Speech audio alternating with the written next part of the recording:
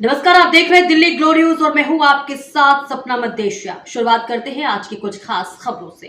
माननीय श्री इमरान प्रतापगढ़ी 3 मिनट। धन्यवाद सभापति महोदय। 10 मिनट। पिछले 10 घंटे से देश की पार्लियामेंट में चुनाव सुधार और एसआईआर पर होती हुई बहस और बड़े बड़े नारे वादे, समंदर ये तेरी खामोशियां कुछ और कहती हैं, मगर साहिल पे टूटी कश्तियां कुछ और कहती हैं। कैसा चुनाव और कैसी पारदर्शिता सर। जब बिहार में ऐन चुनाव के पहले महिलाओं के खाते में 10-10 हजार रुपए डाल के वोट खरीदा जाए और चुनाव आयोग चुपचाप तमाशा देखे, तो कैसा चुनाव सुधार और कैसी बहस। सभापति महोदय, जब सत्ता पक्ष में भारतीय जनता पार्टी के अकाउंट में 10,000 करोड़ रुपए से ज्यादा पड़े हों और देश की सबसे बड़ी विपक्षी पार्टी के अकाउंट में तकरीबन 100 करोड़ रुपए पड़े हों, तो फिर जमहूरियत जिंदाबाद का नारा सिर्फ और सिर्फ ढोंग नजर आता है। सभापति महोदय, जब देश के गृह मंत्री और प्रधानमंत्री की तरफ से विपक्षी पार्टियों के विधायकों को तोड़ने को देश की मीडिया ऑपरेशन लोटस कह करके सेलिब्रेट करे, तो फिर कैसा सुधार और कैसी जमहूरियत सर। जब यूपी के मीरापुर उपचुनाव में वोट देने के लिए घर से निकली मुस्लिम महिलाओं के सामने पुलिस का इंस्पेक्टर रिवॉल्वर तान के वोट न देने की धमकी दे, तो कैसा चुनाव सुधार और कैसी बहस सर। जब महाराष्ट्र में शिवसेना और एनसीपी जैसी पार्टियों को तोड़ लिया जाए और उनका चुनाव निशान छीन लिया जाए और चुनाव आयोग चुप रहे, तो कैसा चुनाव सुधार और कैसी बहस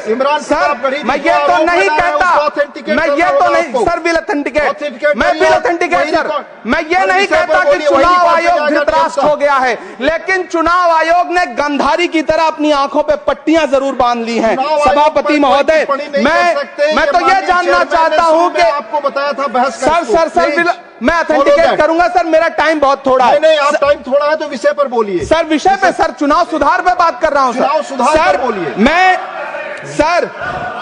मैं तो ये कह रहा हूं सर कि 40 से ज्यादा बीएलओ ने अपनी जान दे दी है सर। होना तो यह चाहिए था कि बहस शुरू होने से पहले उन्हें श्रद्धांजलि दी जाती। सर, चुनाव आयोग बात करने को तैयार नहीं है।